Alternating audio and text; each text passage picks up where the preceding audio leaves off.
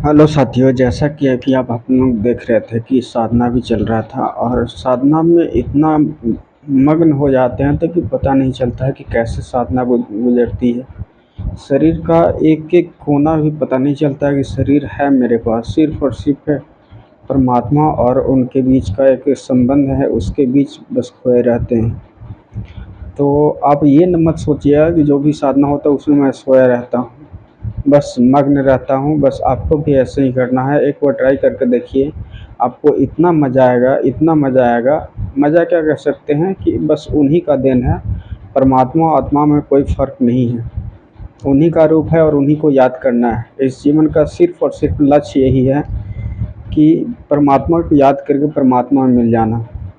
वही काम इसमें हो रही है। तो इस संघ से जुड़े और इस साधना से जुड़े हम आपको बता रहे हैं कि आपके जीवन की कोई भी कितनी भी बड़ी समस्या क्यों ना हो, बस इस साधना को करके देखिए। जैसे मैं सुनता हूँ उस तरह से मग्न होकर के सुन के देखिए, आपकी सवालों का जवाब इसमें ज़रूर से ज़रूर मिलेगा, मैं इसका गारंटी लेता हूँ।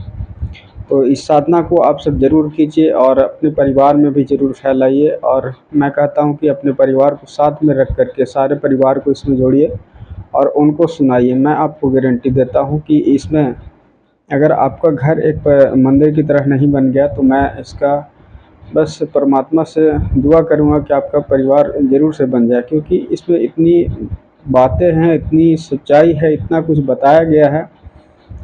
दुनिया का सबसे शक्तिशाली और सबसे अच्छी बात कहा जाता है गीता है, उसमें सारे सवालों का जवाब है और बहुत सारी ऐसे ऐसे ज्ञान है कि जिसका आप सोच भी नहीं सकते हैं।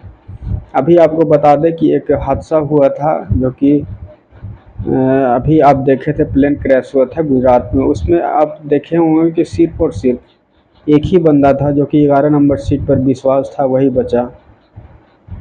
तो कहीं न कहीं वो परमात्मा से ज़रूर जुड़ा होगा और उनको बचाया गया है। तो इसके लिए मैंने वीडियो बनाया है, उससे आप देखिएगा। मैं फिर भी आपको एक बात बताता हूँ कि इस जो अभी चल रहा है कि ऐसे-ऐसे दुर्घटना क्यों हो रही है, इसके बारे में आप सोशल मीडिया पर देख रहे होंगे तो बहुत सारी चर्चाएँ चल रही हो, लेकिन एक चीज़ ज़रूर चल रही है कि एक बंदा क्यों बचा।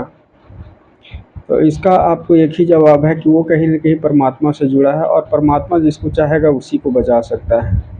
आप जैसे जान रहे हैं कि अभी कलयुग चल रहा है और कलयुग में कली का प्रकोप है और जो कली के प्रकोप में रहेगा उसका अंत होना निश्चित है, क्योंकि कली का अंत निश्चित है और जो परमात्मा के साथ होगा उसका ही लास्ट में जो है बच जाएगा और वो धर्म को संभाल करके फिर से एक नए युग का, जो कि कल की अवतार है कृष्ण का, वो नई शुरुआत होगा। तो यही आप सबको कहना चाहते हैं कि आप परमात्मा से जुड़े रहिए। आपको ये जो आपको दिया गया है एक जन्म, उस जन्म से मैं तो आपको कहता हूँ कि कल की अभी कली का जो कि प्रकोप है बहुत कम है, लेकिन कली का प्रकोप जब होगा ना तो आप भगवान परमात्मा से मिल नहीं पाइएगा। लेकिन अभी मौका है, परमात्मा से जुड़े और अपने आप को परमात्मा में विलीन हो जाएं, क्योंकि अगर अगला जन्म होता है, उसके अगले जन्म होता है, तो आपको ये जो कली का प्रकोप देख रहे हैं ये कहीं कई गुना होगा